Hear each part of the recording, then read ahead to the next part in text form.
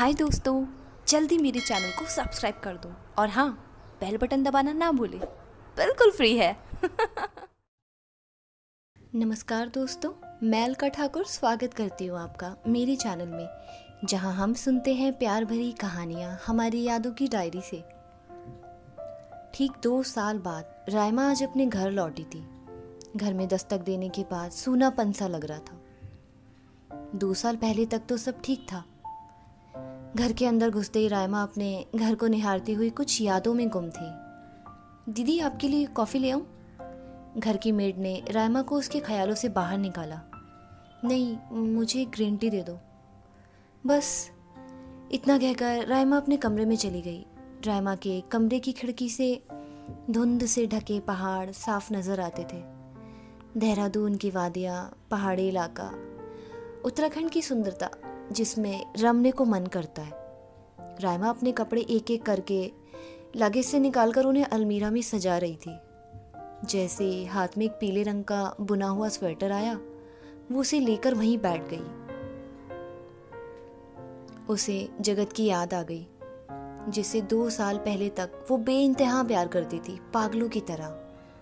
वो प्यार कहीं ना कहीं आज भी था उसके मन में। तभी तो जाते वक्त उसने सिर्फ जगत की याद में उसका मनपसंद स्वेटर साथ रख लिया था। पर इस प्यार को किसकी नजर लगी थी, दुनिया की या खुद की? ये बात रायमा आज तक नहीं समझ पा रही थी। रायमा 2 साल पीछे लौटी। जगत बहुत सिंपल था, सहज था। रायमा और जगत एक साथ लिविंग रिलेशनशिप में रहते थे। सब अच्छा चल रहा था। रायमा, मुझे नैनीताल जाना पड़ेगा, आगे का बिजनेस हमें वहीं सेटल करना है और वहाँ कंपनी की तरफ से मुझे एक अपार्टमेंट भी मिल रहा है। हाँ, बट मैं नहीं जा सकती, अभी मेरी पेंटिंग की एग्जीबिशन शुरू होने वाली है, इतना बड़ा कॉन्ट्रैक्ट मिला है मुझे। रायू, क्या ये एग्जीबिशन हमारे रिलेशन से भी ज़्यादा इम्पोर्टेंट है? जगत प्लीज़ वापस शुरू मत हो जाओ यार, मेरा ड्रीम है ये। आई नो, बट 2 साल हो गया हमें साथ, अब सेटल होना है, शादी करनी है, एक प्यारी सी फैमिली चाहिए मुझे तुमसे। जगत, मेरा मूड खराब है, प्लीज़ अभी ये सब बात मत करो। इतना कहकर रायमा जनवरी की ठंड में घर से बाहर गार्डन की तरफ चली गई। जगत वहीं खिड़की से बाहर जाती हुई रायमा को देख रहा था। प्यार था, सब था, पर रायमा को भी शादी नहीं। दोनों की फैमिली को कोई प्रॉब्लम नहीं थी इस रिश्ते से। उन्होंने तो खुद ही कहा था रायमा जगत को कि जाओ एक साथ रहो, एक दूसरे को पहचानो। जगत रायमा के बिना एक पल भी नहीं रहता था। गार्डन की तरफ कदम बढ़ाते हुए जगत ने रायमा को आवाज दी। रायू, बाबा ठंड लग जाएगी, बाहर क्यों? अच्छा चलो अंदर आओ। जगत, ये डिस्कशन डेली क्यों होता है? मैंने कहा ना, अभी मुझे टाइम चाहिए।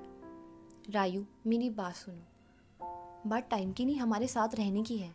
इतना वक्त साथ बिता चुके हैं, अब आगे का भी तो देखना है ना, हमें सेटल होना है ना। आई नीड टाइम जगत, मेरी पेंटिंग की पहली एग्जीबिशन है, मुझे कुछ करने दो तुम। अच्छा ओके कूल, अब घर चले, सॉरी, बात यहीं ख़त्म करते हैं। जगत रायमा को खोना नहीं चाहता था, वो उसे बहुत प्यार करता था। घर से अब उसे कई बार फ़ोन आ चुके थे शादी के लिए, पर हर बार जगत टाल देता था। बट अब उसे भी तो फैसला करना था ना। एक शाम जगत को फ़ोन आया था उसकी फैमिली से। जगत, पापा की तबीयत बहुत ख़राब है बेटा, घर आ जाओ। जगत ने उसी रात जल्दी जल्दी में पैकिंग की और वो निकल गया। एक लेटर छोड़ गया रायमा के नाम। शाम को अपनी आर्ट पेंटिंग गैलरी से आने के बाद रायमा को वो खत वहीं बेड के पास मिला। रायमा, पापा को वापस अटैक आया है, मैं इमरजेंसी में निकल रहा हूँ, तुम भी आ जाओ अपना काम ख़त्म करके। तुम्हारा फ़ोन ऑफ आ रहा था इसलिए ये लेटर रख के गया हूँ। रायमा ने बुझे मन से उस खत को वहीं रख दिया और खिड़की के बाहर झांकती हुई वो सोच रही, मुझे अब खुद निकलना है रायगढ़ के लिए, पहली एग्जीबिशन है मेरी, कैसे समझाऊं जगत को। रायमा ने जगत को कॉल किया। पापा कैसे हैं जगत? ठीक है, बस वही राग लगा रखा है, शादी कर लूँ, पोते पोते का मुंह दिखा दूँ। तुम आ रही हो ना यार रायमा, मुझे तुम्हारी ज़रूरत है। रायमा खामोश हो गई थी। फिर कुछ देर बाद उसने भी जगत से कह दिया, सॉरी जगत, मैं नहीं आ सकती, एग्जीबिशन स्टार्ट हो रहा है, रायगढ़ में जाना मेरा बहुत ज़रूरी है, मुझे वहाँ भी टाइम लग सकता है।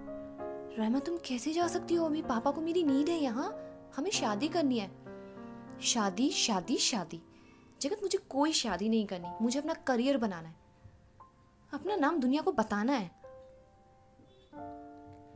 ठीक है रायमा, पर एक बात कहूँगा, तुम ऐसी नहीं थी। उसके बाद कभी भी जगत ने रायमा को ना कॉल किया, ना मैसेज, और ना सोशल मीडिया पर कोई कांटेक्ट किया। दीदी ग्रीन टी? रायमा अपने ख्यालों से बाहर आई, आंखें भीगी हुई थी। पता ही नहीं था आने में इतना टाइम लग जाएगा। अगली सुबह रायमा घर के बाहर गार्डन में बैठकर सुनहरे पहाड़ों को देख रही थी। वो आज़ाद पंछी जो आसमान में अपनी मर्जी से कहीं भी पंख फैला रहे थे। नीलू, अंदर से मेरा वो ब्लैक जैकेट लाना। घर की मेड को आवाज़ देती हुई रायमा बोली। जी दीदी। ये लीजिए। रायमा के घर से दूर एक टी पॉइंट था जहाँ आसपास अच्छी खासी मार्केट थी। रायमा अपनी बाहों को सहलाती हुई अपने आप को ठंड से बचा रही थी। उसे सामने से भीड़ में आता कोई अपना दिखा। ये जगत था। दाढ़ी बढ़ गई थी, चेहरा बुझा सा लग रहा था। अब हम अपनी गुड़िया को डॉल दिलाएंगे, जगत ने उस बच्ची को गोद में उठाते हुए कहा। रायमा ने अपना मुंह पीछे फेर लिया। कुछ वक्त के लिए सांसें थम गई थी। जगत ने शादी कर ली, बताया तक नहीं। वापस घर की ओर कदम बढ़ाती हुई रायमा भागे जा रही थी, तभी उसके कदम ठहरे। रायमा, तुम कब आई? पीछे पलट कर देखा तो जगत खड़ा था, अपनी उस नन्ही सी जान को साथ लेकर। मैं कल आई। ये मेरी बेटी है रायू, हेलो करो आंटी को। रायमा कुछ पल के लिए ठहर गई थी, क्योंकि जगत उसे प्यार से रायू बुलाता था और यही नेम उसने अपनी बेटी को भी दिया। आंखों से आंसू बाहर आने को बेकरार थे। तो तुमने शादी कर ली, मिलेगी तुमको तुम्हारी प्यारी फैमिली? रायमा ने रोंदे हुए आवाज़ में कहा। हाँ, किसी को तो आगे बढ़ना था ना रायमा। चलो अच्छा है, अच्छा लगा तुम्हें इस मुकाम पर देखकर। अच्छी पेंटिंग के लिए कई अवार्ड्स भी ले चुकी हो। Happy for you Raima. चलो चलता हूँ, टेक केयर। जगत वहाँ से अपनी बेटी को गोद में लिए जाने लगा। दीदी आप आ गई, कॉफ़ी लाऊं? अरे ये तो जगत भैया है ना, आज यहाँ कैसे आए? रायमा ने अपनी मेड को पूछा। क्यों, तुम ऐसा क्यों कह रही हो? क्योंकि भैया यहाँ कई बार आते थे, बाहर गार्डन में बैठते थे, फिर चले जाते थे। रायमा अपने से दूर जाते हुए जगत को देख रही थी और सिवाय पछताने के उसके पास कुछ नहीं था। काश उस दिन मैं जगत के पास चली जाती। मुझे मेरे सपनों की पड़ी थी। आज सब है मेरे पास, पर फिर भी अधूरी हूँ। दोस्तों, इश्क जब इम्तिहान लेता है तो प्यार में दूरियां भी सहनी पड़ती है।